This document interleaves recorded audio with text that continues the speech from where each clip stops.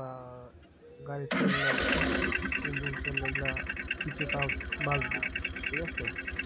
তো সেক্ষেত্রে কাজ বাঁচবেই, আর সেই কাজগুলো করে নিতে হবে। তো এখন আমি দেখাবো যে ডিজেলটা কোন দিক দিয়ে লিক করছে, তাহলে আপনারা সহজেই খুঁজে বের করতে পারবেন বা এটার সমাধানও করতে পারবেন। এটা মূলত অনেকাংশ বোঝা যায়, মানে খুঁজে পেতে কষ্ট হয়। তো ঠিক সেরকমই আমি এটাকে ভালো করে জোর দিয়ে মুছে তারপর স্টার্ট দিয়ে ইঞ্জিনের পিক আপ দিয়ে চেক আপ করেছি, দেখি কোন দিক দিয়ে লিক করছে। হ্যাঁ, আপনাদেরকে আমি দেখাবো যে যেদিক দিয়ে লিক করছে সেইটা আমি আপনাদেরকে দেখাবো। আপনারা মনোযোগ দিয়ে ভিডিওটি দেখুন,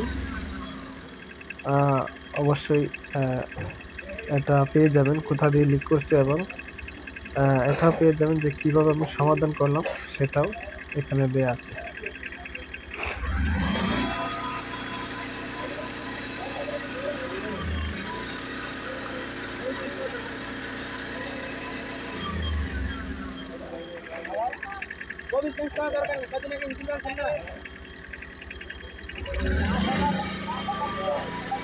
দেখতে পাচ্ছেন আস্তে আস্তে তেল ঘামতেছে, মনে হচ্ছে যে এদিক দিয়ে লিক করছে। হ্যাঁ, আমি আবার এটা মুছে দিলাম, হচ্ছে দেখি আসলে পুরা শিওর না হয়ে এটা বলা ঠিক না, একটা জিনিস খোলাও ঠিক না। পুরোপুরি শিওর হইলে তারপর বোঝা যাবে যে এটাই কনফার্ম।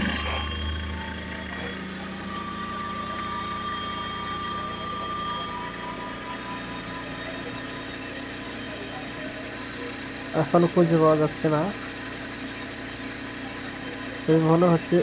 মনে হচ্ছে যে এদিক দিয়ে পড়তেছে।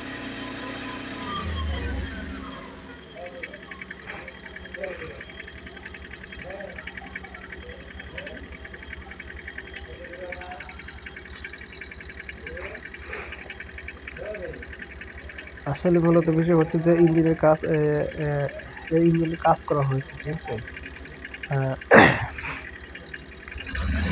কোম্পানি থেকে ইঞ্জিনের কাজ করানো হয়েছে। ওনাদেরকে বলা হয়েছিল যে কিছুদিন পরে আবার নিয়ে আসবেন, যেন আমরা আবার প্রপার চেক করে দেব কোথাও দিয়ে কোনো ইঞ্জিন অয়েল বা ডিজেল অথবা গিয়ার অয়েল লিকেজ আছে কিনা, ঠিক আছে। ওনাদেরকে বলা হয়েছিল, ওনারা নিয়ে আসছে, আমরা চেক করে দেখতেছি। দেখছেন, দেখতে পাচ্ছেন কোথা দিয়ে ডিজেলটা লিক করছে, দেখুন। এটার নাম হলো বন সকেট।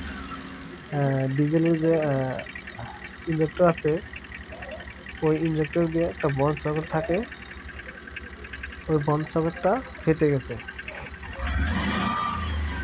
ফেটে যাওয়ার কারণে ডিজেল লিক করছে। আমি আপনাদেরকে বলেছিলাম যে আমি দেখাবো কোন দিক দিয়ে ডিজেলটা লিক করছে, এবং এটা আসলে কিভাবে সমাধান করব সেটাও আপনাদেরকে আমি দেখাবো, ঠিক আছে। আপনারা দেখতে থাকুন, ভিডিওটা লেন্ডিং হতে পারে, কিন্তু দেখতে থাকুন। এটা আসলে অনেক হার্ড হয়ে গেছে, তো এই জন্য স্ক্রুড্রাইভার দিয়ে এটা আসলে বের করাও যাচ্ছে না। এই দেখুন, আমি একটা পাইপ নিয়েছি এবং পাইপের ভিতরে একটা বল ঢুকিয়েছি, যাতে করে এটার মুখটা বন্ধ হয়ে যায়, ঠিক আছে। এটা দিয়ে আমি লাগিয়ে দিয়েছি, আশা করি এখন আর তেল পড়বে না, ডিজেল লিক করবে না। এখন আমি এটা লাগিয়ে স্টার্ট দিয়ে দেখবো আবার কোথাও দিয়ে লিক করে কিনা।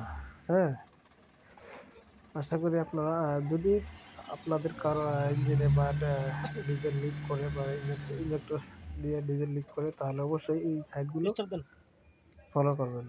হ্যাঁ,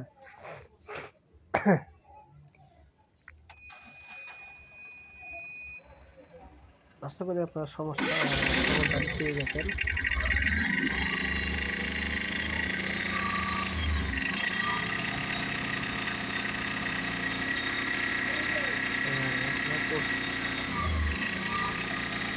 একটা একটা বিষয় হচ্ছে, যে কোনো জিনিস অন অফ হয়ে যাওয়াটা খুবই ভালো। না হলে এটাকে আসলে একটা থেকে আরেকটা, একটা থেকে আরেকটা, একটা থেকে আরেকটা, এটা আসলে খুঁজে খুঁজে করতে গেলে অনেক সময় প্রয়োজন, আর অনেক কষ্টের ব্যাপার আছে।